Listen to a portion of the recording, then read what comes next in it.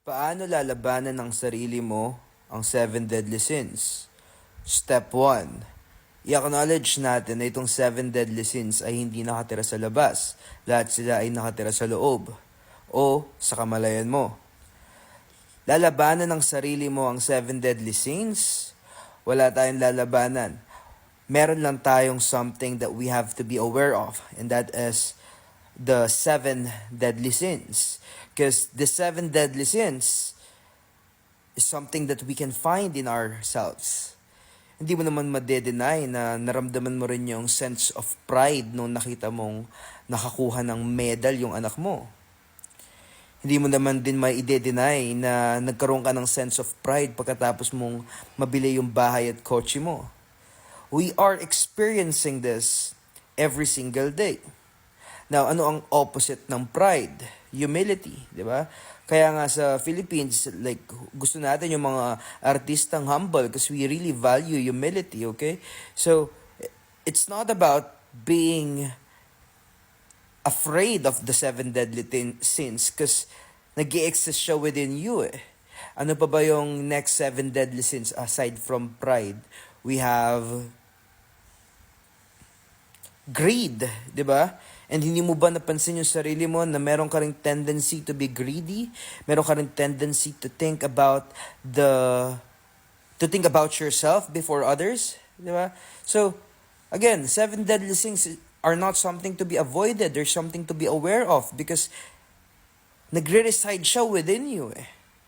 Next, ano ba ba? Meron tayong pride, meron tayong envy, meron tayong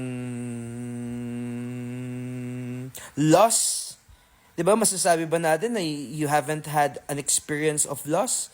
Pag sinabing loss, it's the uncontrollable desire for sexual pleasure.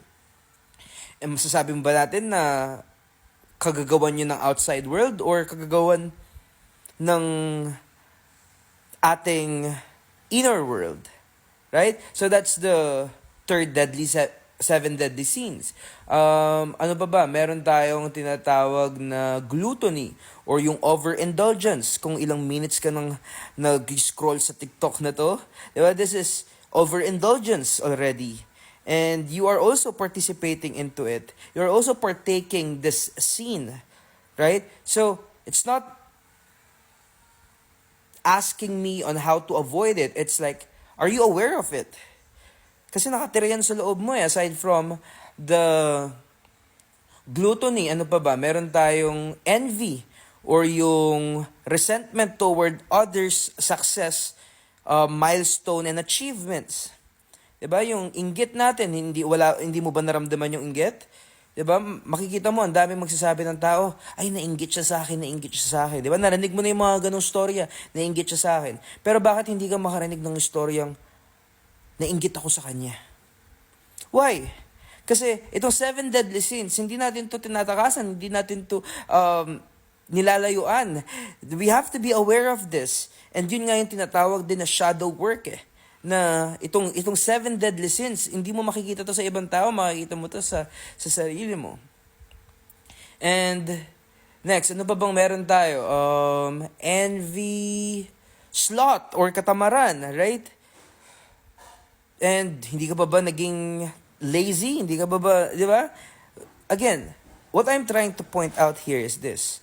Itong 7 deadly sins na sinasabi sa atin na iwasan nyo, i-overcome nyo. Really, there's nothing to overcome if you're not aware that it's residing in your heart. And there's nothing wrong with that. Diba? Sabi nga, you integrate your shadow. And the more you deny na wala siya, let's say, the more na dininay mo yung loss. So may tanong ako sa'yo, ilang beses ka na bang nakarinig ng kwento ng paring ng molestya ng bata? Like, ang dami na, right? So, bakit narinig mo yun ng sobrang dami na? Because the 7 deadly sins are not meant to be suppressed. They're meant to be aware of. This is part of us. And kapag naging aware ka sa kanila, na-integrate mo sila, it's so much, ang daming freedom. Ang daming freedom. Because now you know that they're a part of you, but they have no power over who you actually is, which is the awareness of being. So that's it. I'll end this video here. Thank you so much.